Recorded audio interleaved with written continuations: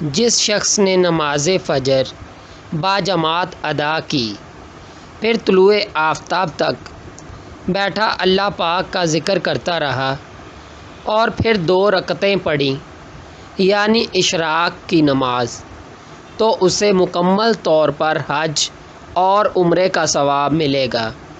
یہ بات آپ صلی اللہ علیہ وسلم نے 3 مرتبہ ارشاد فرمائی۔ کمنٹس میں سبحان اللہ ضرور لکھیں اور جنت میں اپنے حصے کا ایک درخت لگائیں، اس سے پہلے کہ آپ کے ہاتھ سے یہ وقت بھی چلا جائے۔ جزاک اللہ خیر۔